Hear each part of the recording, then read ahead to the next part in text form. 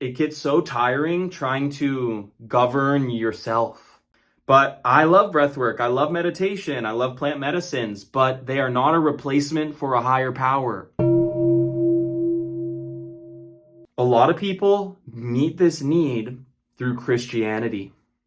And I know in spiritual communities, there's a lot of friction with Christianity because Christians think that New Age stuff is of the devil or whatever. And a lot of spiritual people think Christianity is overly controlling and stuck in a lower paradigm. And both can be true. New Age spirituality can tie you into dark energies, and modern Christianity can be very, very oppressive and egoic. Both are true. So what you have to remember is that some people are actually getting a lot out of Christianity because they're able to surrender to a higher power that they trust, and they're able to let go. So it actually gives them a lot that maybe they didn't have when they were focusing on breath work and the heart chakra and whatever. But you can do the same thing within New Age contexts. You can still have a relationship with a higher power in such a deep way that it feels like your parent that is looking over you every single day. You don't need to be Christian in order to have Jesus watching over your life at every moment. What I want to talk about today are the 3 ascended masters that I work with personally. And these ascended masters are not tied to any religion, even though some religions adopt them. And some religions use their influence and energy and separate it from the masses by saying you need to be identified with our community and our idea of reality if you want to work with this being. The main one being Yehoshua, Yeshua, Jesus, Joshua, even some people call him. This being lived 2,000 years ago and made a very great sacrifice to prove the power of love.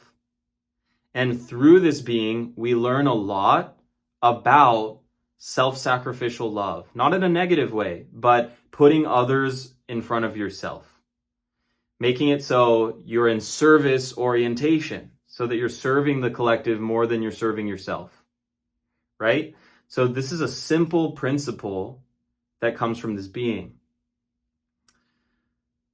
Religion turns it into this cat and mouse game where if you don't come with us and do our thing, then you're going to get annihilated or something. But this is not what the original teachings of this person spoke about at all.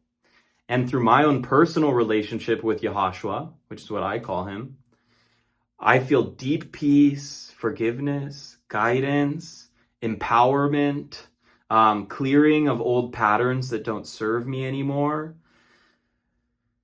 power to serve the collective, inspiration.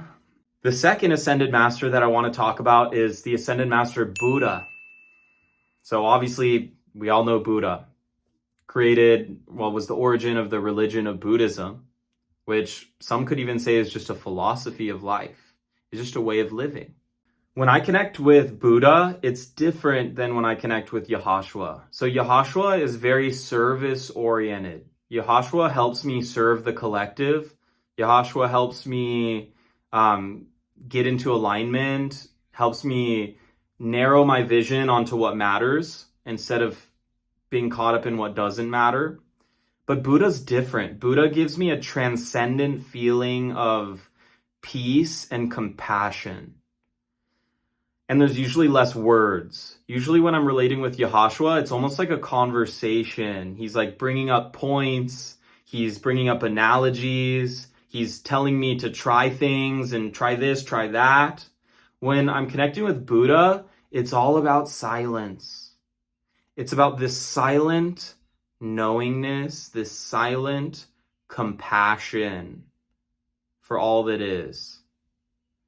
It's more about this aroma of compassion that gets into my aura and spreads around. It's beautiful. It really is beautiful. But it's different. It's not as service-oriented in terms of sacrifice. It's not about sacrificing yourself to help others. like the energy of Yehoshua more so is.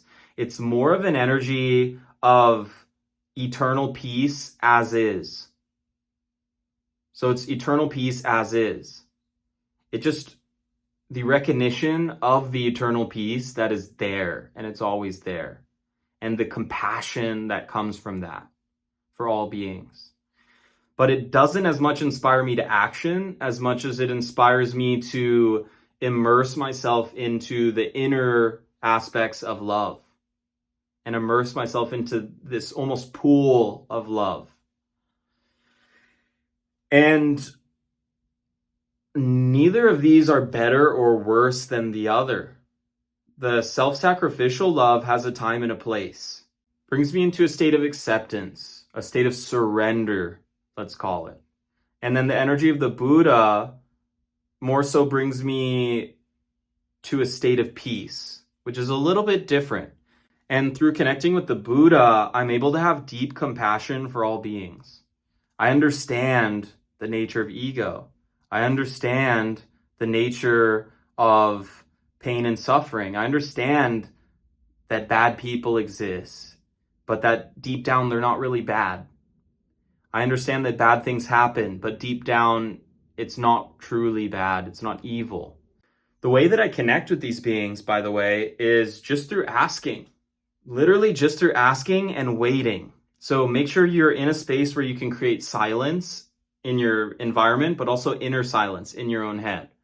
Get into meditation and go into this silent energy within you and just ask and say, Ascended Master Yehoshua, or you could say Jesus, or you could say Joshua even, whatever you want to say. Just have the intention of this being and say, please assist me in any way that you can. And I really hope you try this because it gets so tiring trying to govern yourself. It's so tiring trying to govern yourself. You really, I'm not going to say need, but it would really behoove you to work with higher beings and not try to figure this all out on your own. Don't think that you're one breath work away from being in a better state of consciousness. Use breathwork as a tool. I love breathwork. In fact, you should join our free weekly breathwork Zoom group every Sunday. The link's in the description. But I love breathwork. I love meditation. I love plant medicines, but they are not a replacement for a higher power.